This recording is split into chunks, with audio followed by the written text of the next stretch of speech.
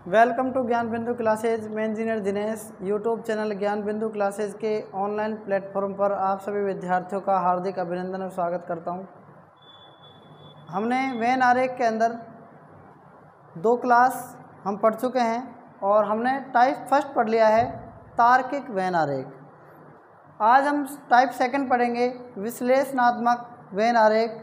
ठीक है, जिसके अंदर एक पहला क्वेश्चन आप नोट कर सकते हैं।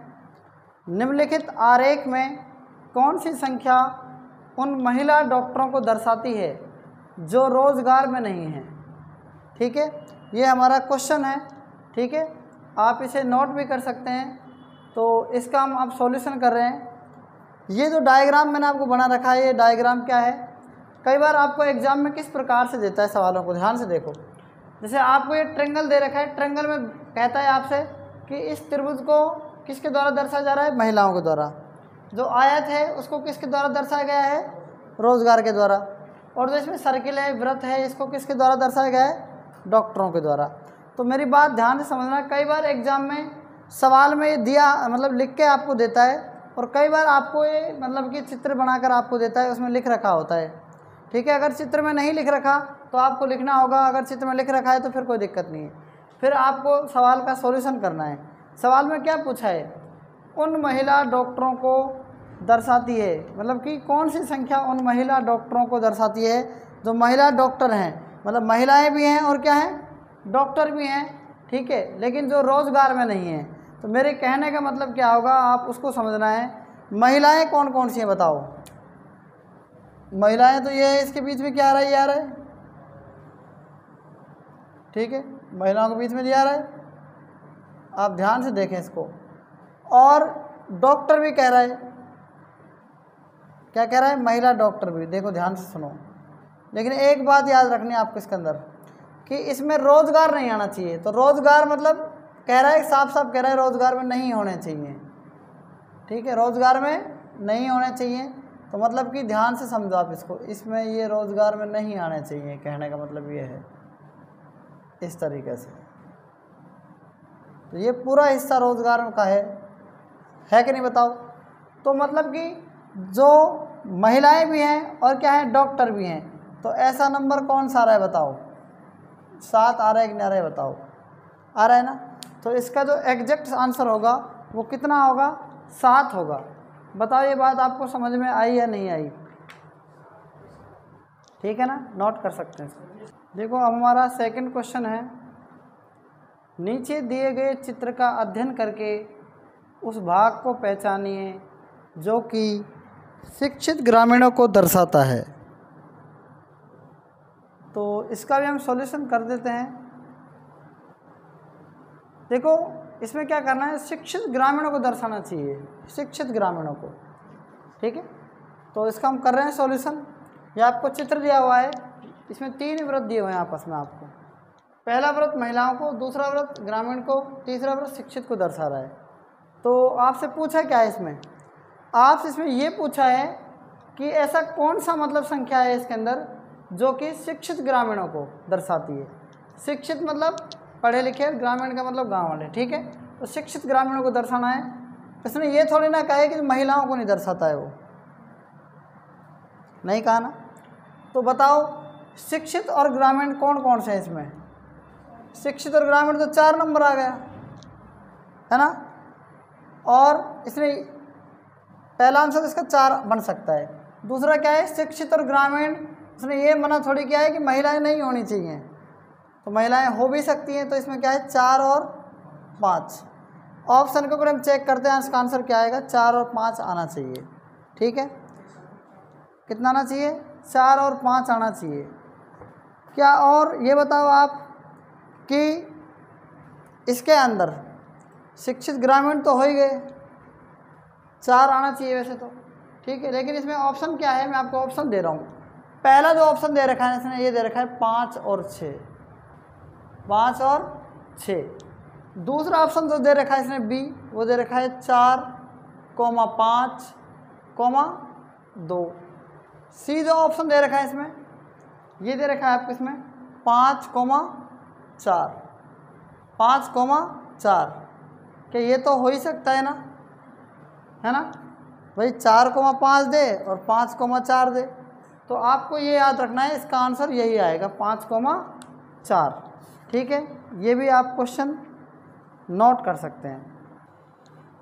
नेक्स्ट क्वेश्चन, क्वेश्चन नंबर 3, निम्नलिखित आरेख का अध्ययन कीजिए जिसमें एक वृत्त, एक आयत और एक त्रिभुज है और उसके नीचे लिखे प्रश्न का उत्तर दीजिए। नीचे दिए गए वक्तव्यों में से कौन सा दिए हुए आरेख के अनुसार सही है? तो सबसे पहले हम इसका आपको डायग्राम दिखा रहे हैं। ठीक है, चित्र कैसे बनेगा इसका, देखो ये चित्र है इसमें।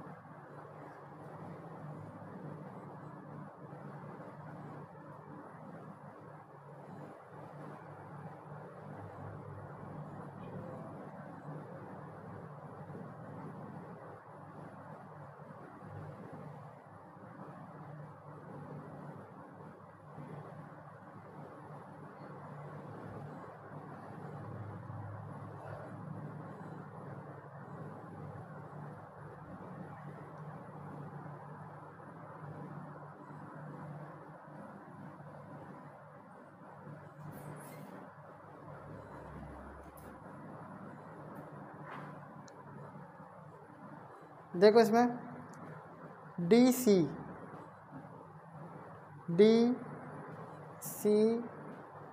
F,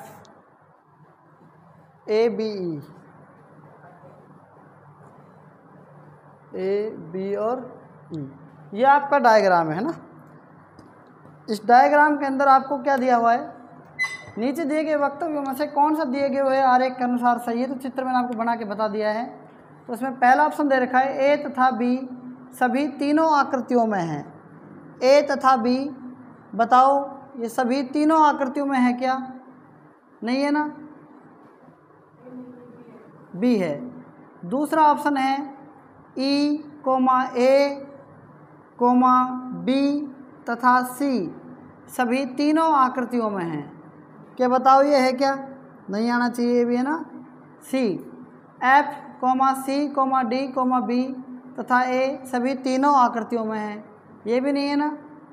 फोर्थ ऑप्शन है D, केवल B सभी तीनों आकृतियों में है। बताओ ये क्वेश्चन का आंसर सही हो जाएगा कि नहीं हो जाएगा? जो इसमें B है ना, ये तीनों आकृतियों के अंदर आ रहा है। बताओ आ रहा है कि नहीं आ रहा है? आ रहा है ना। तो इस क्वेश्चन को भी आप नोट कर सकते हैं। देखो क्वेश्चन नंबर 4, कितने शिक्षक ऐसे हैं जो नए खिलाड़ी हैं, नए गायक हैं? कितने शिक्षक ऐसे हैं जो नए खिलाड़ी हैं, नए गायक हैं? याद रखें, वृत्त किसको दर्शा रहा है? खिलाड़ियों को। शिक्षक किसको दर्शा रहा है? त्रिभुज को। और वर्ग किसको दर्शा रहा है? बताओ, गायक को। तो मैं आपको ऑप्शन दे रहा हूँ। पहला जो ऑप्शन है इसके अंदर वो क्या है? 10 है। ठीक है। जो B ऑप्शन है वो क्या है इसके अंदर? वो है 4। C जो ऑप्शन है वो है 9 और जो D ऑप्शन है वो क्या है इसके अंदर? 5। 4 ऑप्शन दिए हुए हैं और आपको बताना है कि कितने शिक्षक ऐसे हैं जो न तो खिलाड़ी हैं और न ही क्या हैं? गायक हैं। मतलब कि न तो क्या होने चाहिए? खिलाड़ी, और न ही क्या होने चाहिए? गायक। तो देखो गायक में देखो, ये गायक का है, तो गायक तो बिल्कुल होना ही नहीं चाहिए, काट दो सबको, तो ये तो होगा ही नहीं। ठीक है ना, ये बिल्कुल नहीं होगा। आगे देखो, और नहीं क्या है? खिलाड़ी, तो खिलाड़ी भी नहीं होने चाहिए, तो इसको भी आप बिल्कुल काट सकते हैं। तो कितने शिक्षक ऐसे तो नए खिलाड़ी नए गायक हैं? तो ऐसे क्या है? 10। तो इसका ए ऑप्शन क्या हो जाएगा? राइट आंसर हो जाएगा। क्लियर है ना? नोट कर सकते हैं आप इसको भी। देखो क्वेश्चन नंबर 5, उन छात्रों की संख्या कितनी है जो केवल क्रिकेट खेलते हैं? केवल क्रिकेट खेलते हैं उन छात्रों की संख्या। आप मुझे बताओ, इस पूरे के अंदर, टोटल के अंदर, मतलब जो एक खेल का मैदान है एक तरीके से, इसके अंदर कितने हैं टोटल खिलाड़ी बताओ? 40। मैंने आपको पहले भी बताया था कि अगर मैं आपसे बात करूं कि मान लो ये एक तरीके से एक व्रत है, ये व्रत किसको दर्शा रहा है? ये व्रत हिंदी को दर्शा रहा है, मतलब हिंदी वाले बच्चे, है ना। और ये वाले बच्चे कितने हैं? इंग्लिश वाले बच्चे। इंग्लिश वाले कितने हैं? हिंदी के मान लो 50 हैं और इंग्लिश के कितने हैं? 10 हैं, या मान लो 20 हैं।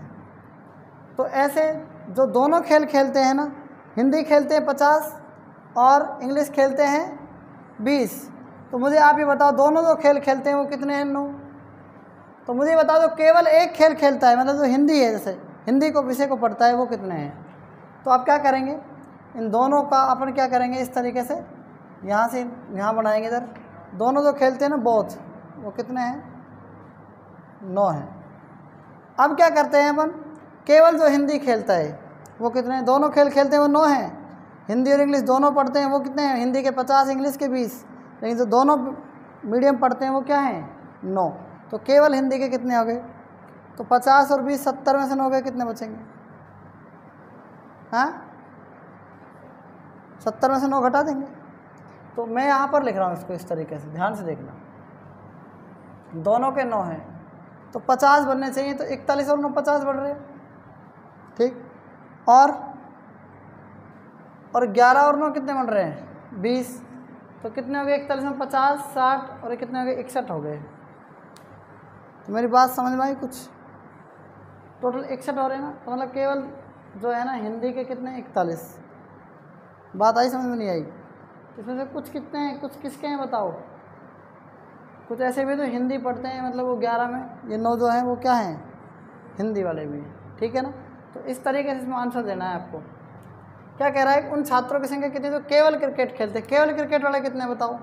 तो मेरी बात ध्यान सुनना, केवल क्रिकेट वाले, तो 25 में से आप 16 घटाएंगे, कितने बच जाएंगे?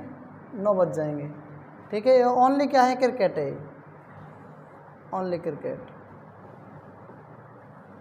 बात आगे समझ में? दोनों के कितने हैं? 16। केवल क्रिकेट के कितने हैं? 25। केवल टेनिस के कितने हैं? 22। लेकिन जो केवल किसके हैं? क्रिकेट के, वो ओनली क्रिकेट की बात कर रहा हूँ। दोनों के 16, क्रिकेट के खिलाड़ी 25 और 16 ये दोनों माने जाएंगे। 25 से 31 10 41 माने जाएंगे।